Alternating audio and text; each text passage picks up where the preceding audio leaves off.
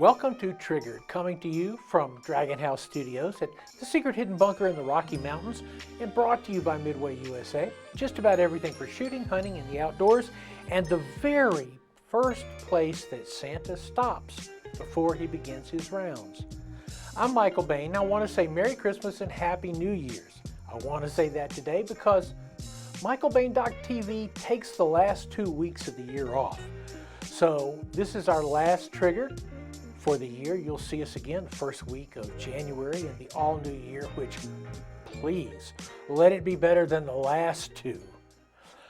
But what I wanted to do in today's show is talk a little bit about guns that exceeded my expectations over this last year. Everybody does a best of, this is the best, this is the greatest. None of those things actually mean anything at all. I've done it myself, so I kind of have a good idea of that. But generally, when I handle guns, I have new guns coming in or a gun I'm working on, I have pretty high expectations. I expect the gun to be exceptional. And every so often, in the course of handling quite literally hundreds of guns over the course of the year, things turn up that to me are just utterly, absolutely exceptional, that exceed my even inflated idea of what those guns will do. First one, you've seen this a lot, but I have to bring it back to you here at the end of the year.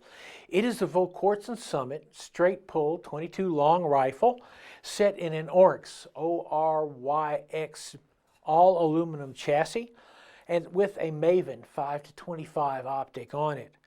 I've been working with this rifle for a couple of years, and a lot of times you move parts around on guns, and you say, I'm going to replace this with that, that with this, that with the other. You see me do that a lot. I am an inveterate gun tinkerer. But once in a very rare while, you put all those parts together and you get an element of synchronicity. That is, the sum becomes greater than the parts. And I really feel strongly that this is a case where the sum of this rifle overall is greater than the parts. Originally, I got the Summit. I spec'd a stainless steel gun because I wanted the weight with a carbon fiber wrapped barrel. That shot real good out of the normal chassis the gun came in. I used a McCree's Precision chassis, made it a little heavier, fiddled with it a couple of different ways. I've been through maybe 3 scopes on it, and all were good. I had Crimson Trace, no problem with that scope. It's a good scope. Had a couple of other ones, a Lucid Optic scope, no problem, pretty good scope.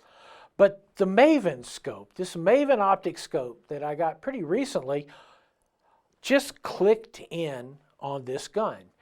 You know, with the chassis, with the Oryx chassis, everything is adjustable.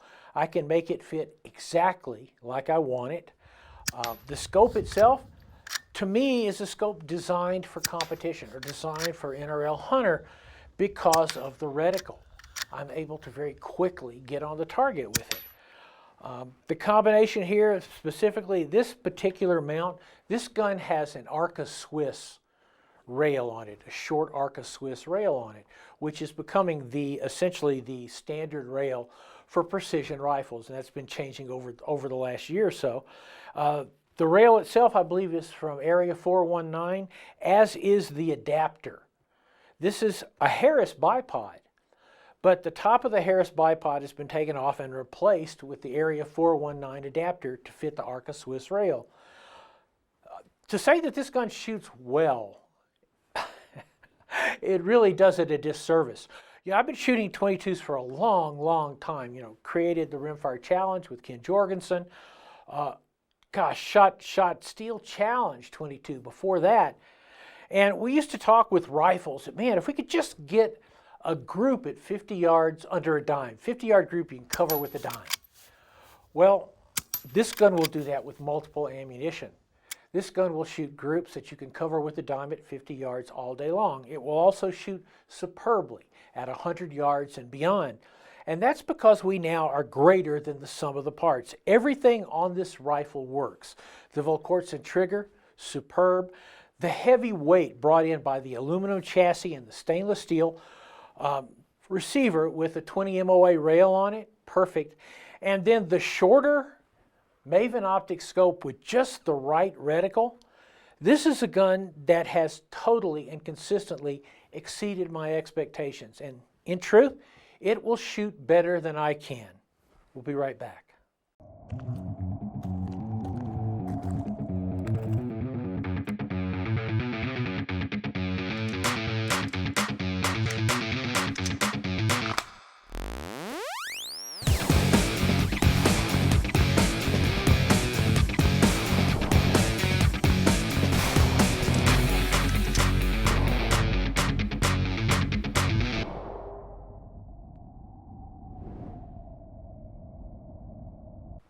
Welcome back to Triggered and our year-end special, where I'm talking about the guns for the year that exceeded my expectations. Guns that I got, and when I shot them, I thought, I have a pretty good idea how this gun's going to shoot.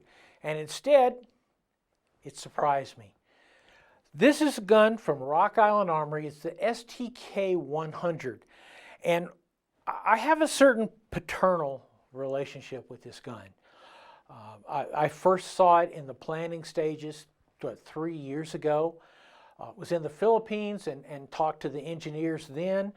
Coming forward, I was in the Philippines a couple of years ago, and they said, okay, we're going to show you prototypes.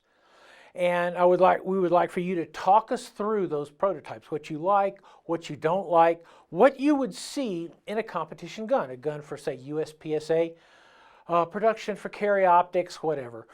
And I did. And at various times in the year, I'd hear back from Martin Tuason, who's, of course, the head of Rock Island Armory Arms Corps, and he'd say, we made some changes in that gun. The cool thing about this gun, of course, is that it's a striker-fired pistol, but instead of a polymer frame, it has an aluminum frame. That puts it at about 29 ounces. Now, if you think about that, 29 ounces is a sweet spot between, say, a Glockish gun, which you see around 23 ounces, something like that, and the more dedicated competition pistols like a CZ, where it might be 43, 44 ounces. I think in carry optics, the limit on weight is 59 ounces. I wouldn't swear to that. I haven't shot carry optics in a while. But this gun, it touched all the bases. And you know, the very first thing about it was this aluminum frame fits well. The stippling on it, the cuts on it, make it fit the hand and grip really, really well. And with that little extra weight, it's easy to come up on target pretty quickly. I like the cutouts in the frame. They look cool. They'll also, you know, take a little weight off of it. You know, Martin was very hard trying to balance this gun to get it exactly like his team. And he has some of the best shooters in the world that shoot for Rock Island Arms Corps. And his team said this is how it works. Of course, it's cut for an optic. What's on it right now is a J-point. It's a J-point I've had for roughly 1,000 years. They actually carved it out of stone. I don't think I've ever replaced a battery on it. It still works. But the gun shoots enormously well. This one, the trigger is I think it's close to about 6 pounds. But on the other hand, it's crisp. Resets good. It's a trigger you can run. The trigger's wide, flat. Of course, you've got the trigger safety on it. It's easy to take it apart. And when I started shooting groups with it, it shot really well. One of the things I've shot with it more than any other are these rounds. I wish I had another case of them. These are Federal 150 grain match, Syntech match. They're very accurate rounds. They're cupcake rounds to shoot. And to the best of my knowledge, I may have the last half case on earth. But the gun shoots well with everything. As I told you recently, I did some ammunition tests with three different match ammunitions and 124 grain Arms Corps ball. And the Arms Corps ball shot alongside of the match ammunition. In fact, I used it in a very specific test qualification. It worked perfectly. The other thing about this gun is it works with Glock parts, like say magazines. Glock magazines are the most common thing in the world. There are more Glock magazines in the world than there are Little Debbie rolls. Works with the Glock mags, works with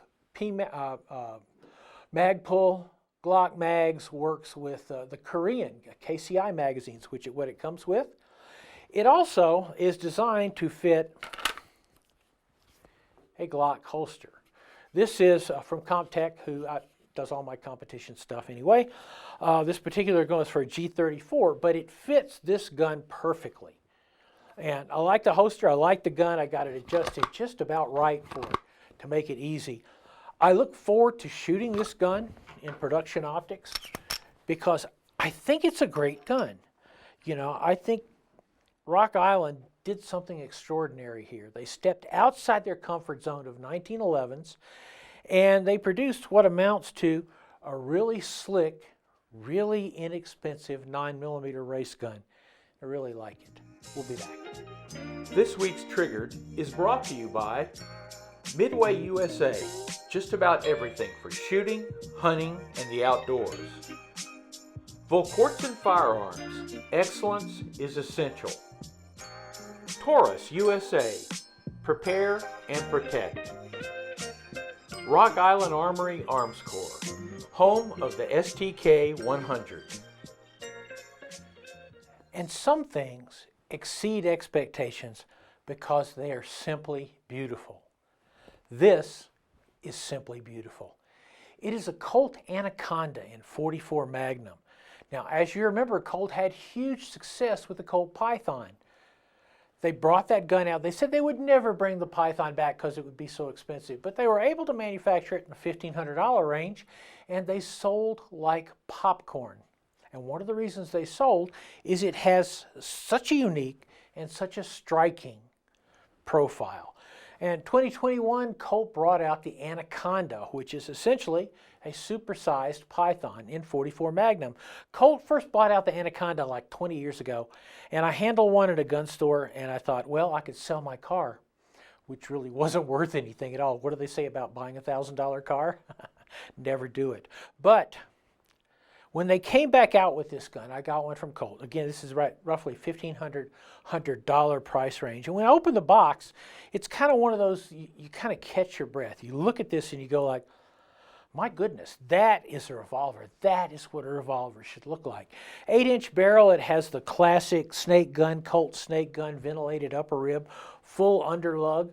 It's not light. It's coming in at like what, I don't know, 59 ounces, whereas you got like a Super Red Hawk with 7.5-inch barrel is going to come in like 56. Smith & Wesson 629 from the Performance Center set up for hunting is going to come in right about there, maybe an ounce or two less. But it's finished in what Colt calls semi-bright. So you can look at it and you go, wow, that's almost nickel. It is so perfect. It's got black Hogue grips on it. When I look at it, I imagine maybe, you know, a couple of $100 worth of custom walnut grips would really set this gun off. But it's designed as a working gun. It's drilled and tapped for a scope or for a red dot sight, which I believe would make it a hog-killing machine, if you will. Both the double action and the single action triggers are perfect. That's something that Colt engineers spent a lot of time on. And I know this because Colt engineers have showed me stacks of charts that show essentially trigger pressures and where they peak, how they level out, showed me the things that they did inside the gun to give it a perfect trigger pull out of the box. So it's not a gun that you say, boy, I'm going to take this thing out and I'm going to look at it a couple of times and I'm going to send it on to my gunsmith. Second thing, I wanted to show you this. I'm going to put some of these downrange for you. This much weight makes it easier to shoot the .44 Magnum dinosaur killers.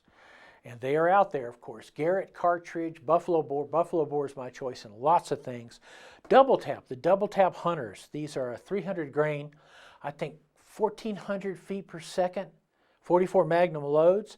And the double tap hunters, by the way, are the single most accurate load I have ever fired out of my .44 Magnum Marlin.